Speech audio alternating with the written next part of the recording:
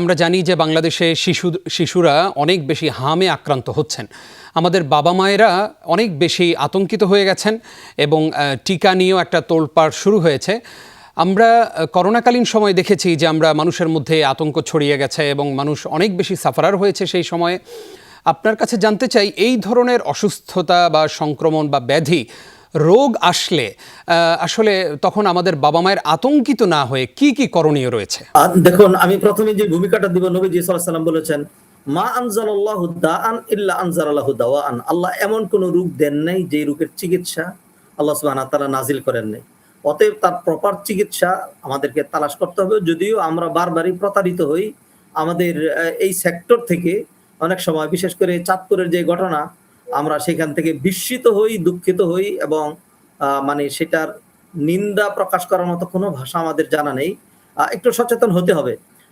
এরপরে ধর্মীয় দিক থেকে আমি যে গাইডলাইনটা দিব সেটা হলো যে একজন বাবা-মা বিশেষ করে তার সন্তান সহ সকল কিছুর ক্ষেত্রে তার প্রধান ভরসা হবে আল্লাহ সুবহানাহু ওয়া তাআলা। কোরআনে আল্লাহ বলছেন, মান ইয়াতাওয়াক্কাল আলাল্লাহি ফাহুয়া হাসবুহ।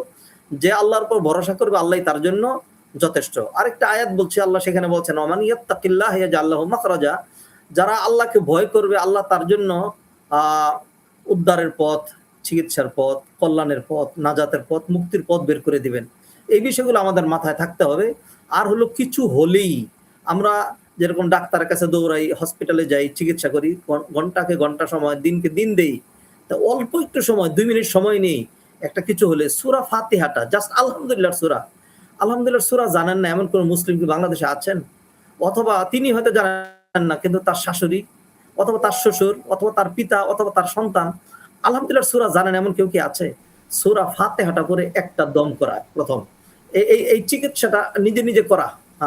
কারণ এটা এমন একটা অব্যর্থ চিকিৎসা। আল্লাহ কোরআনে বলছেন, ওয়ানুনাজ্জিলু মিনাল কোরআনি মা হুয়া শিফাউন ওয়া রাহমাতুল লিল মুমিনিন।